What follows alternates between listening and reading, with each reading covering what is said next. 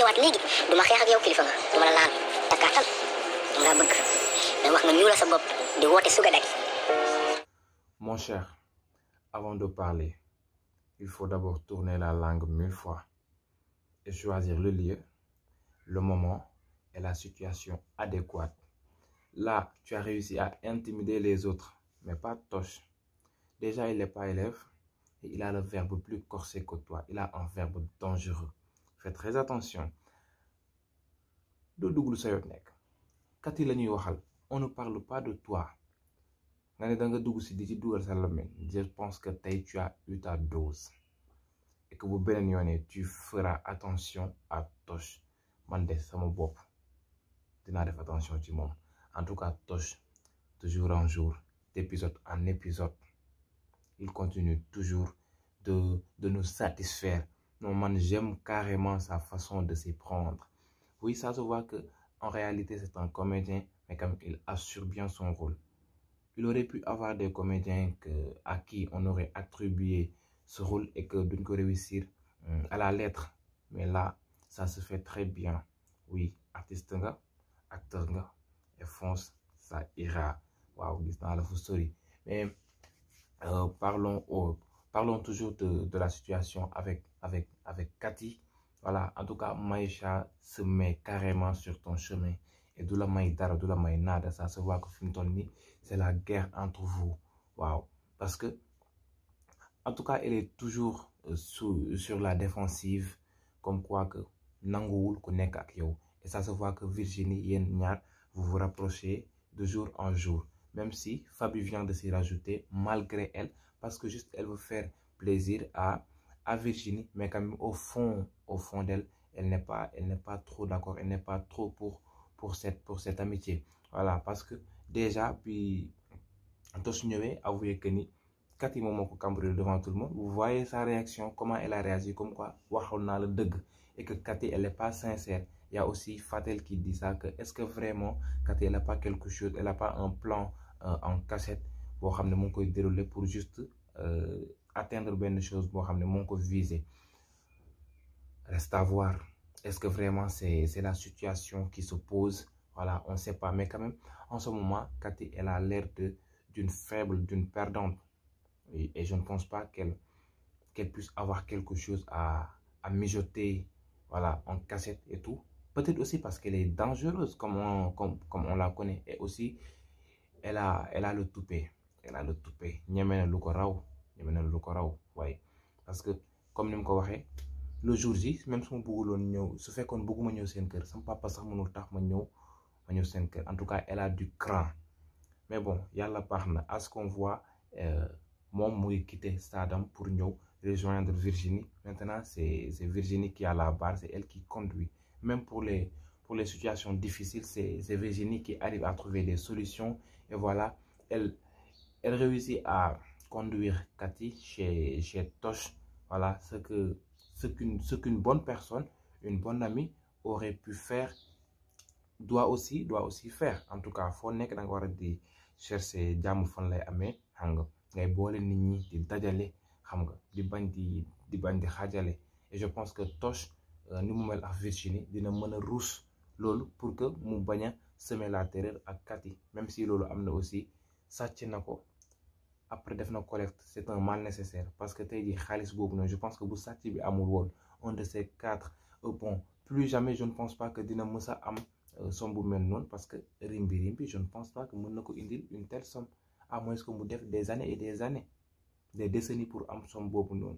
Voilà, donc il faut me comprendre que fofu aussi yalla buy défar day melni kuy yak, comme on dit. Voilà, il doit comprendre ainsi dire que le waron am la. Après la suppression des mini-jupes, maintenant les pantalons sexy, ce qui ne plaît pas à monsieur Gadiaga. Comment on va en parler, parce que plus dupe, plus con, plus pervers que lui meurt.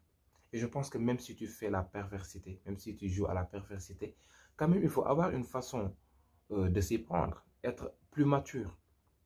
Mais quand même, à ton âge, ça se voit que tu es plus con que tout le monde.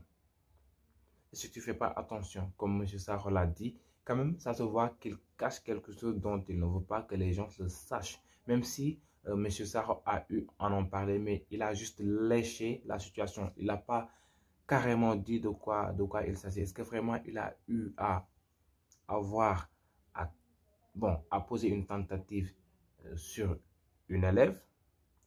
De quoi il s'agit, on ne sait pas. Mais quand même, il en est capable.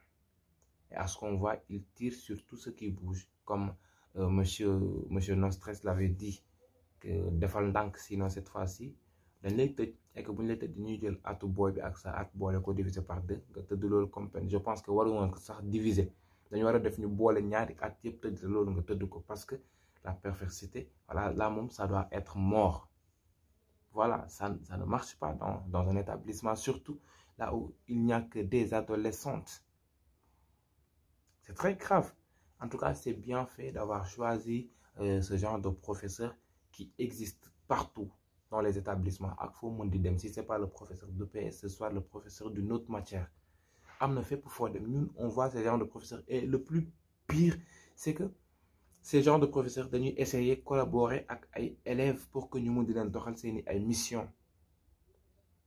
may ma gel bi bon doxal ma boy bi temps yi kii laa gis moo loqati sama lanc moo jàpp sama coppati affaire yooyu noonu xam nga bu ko defee yow aussi élève bi con que tu es da ngay xalaat que ni su ma ko defalee lii il sera indulgent avec moi, dina ma may ay notes yu baax et tout, alors que yaa ngi joué ci lu grave. Imagine-toi un jour qu'ils finissent par enceinte l'élève et la plupart dañuy daw seen irresponsabilité. Et c'est bien fait que nous chassions ci établissement bi, et je pense que ça ne doit pas être juste pour un moment, mais définitivement, parce que les habitudes ne lâchent pas la personne. Ils continuent d'être mauvais. Monsieur Fred, on ne veut plus de toi dans cet établissement parce que tu es un élément dangereux, une poison, et ça tue. Et pour terminer, nous allons toujours parler de notre très chère maman, de notre très chère dame, qui nous surprend de jour en jour.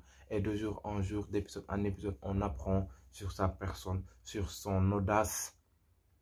Voilà, sa face étrange, bizarre.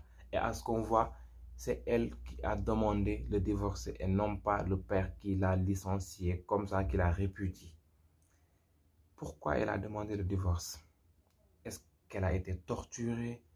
Est-ce que vraiment elle a voulu monopoliser le père de ses enfants et qu'il n'est pas d'accord sur ça? Qu'elle a trouvé franchement nécessaire pour elle, voilà, de quitter son ménage, aller trouver un autre homme qui pourra répondre à ses besoins, qui pourra répondre à ses vouloirs. On ne sait pas, en tout cas. Elle paraît chelou, comme on le dit toujours. Et voilà, elle a pu rencontrer le père de Cathy. Ils se sont échangés de numéros jusqu'à présent. Bon, nous avons des choses quoi. Du dougal ay mots, du dougal expression et je pense que naturellement la affaire bi nara doon ay affaire de mag lañ koy def dinañu doxaanante bëggante sans pour autant ku nekk ne bon wala kenn ki jóg ne sa morom yaa loqati sama lanc yaa jàpp sama coppati xam nga dama laa gis saa reen xol daal di fàq saa xol fàq saa reen biir daal di guri jëm ci yow maa ngi mel ni mag boobu doon def fekkee taw ndoxaanante mag yi mais bon, en tout cas ça vient tout naturellement et fu mag lañ koy def et je vois que ni tamit ñaari doom yi mën nañ ci d'accord parce que à ce qu'on voit ñoom ñoo ngi ñëw ndànk-ndànk di juboo Virginie di trouver ay solution pour Cathy di ko fexe jubóole ak ñi nga xam ne xuloon na ak ñoom ñu retrouver benn parfaite harmonie bi nga xam ne war na am ci ñoom ñaar, soit bés bu ñu demee ba seen ñaari waajur bëggante boo wax ay affaire de mariage, sinon ba ñu siiwal ko ci la ñuy defaat ni encore la guerre va encore recommencer. Alors c'est ce qu'on peut dire pour le moment. On se donne rendez-vous très bientôt pour la revue prochaine d'un nouvel épisode. D'ici là, restez sains et saufs.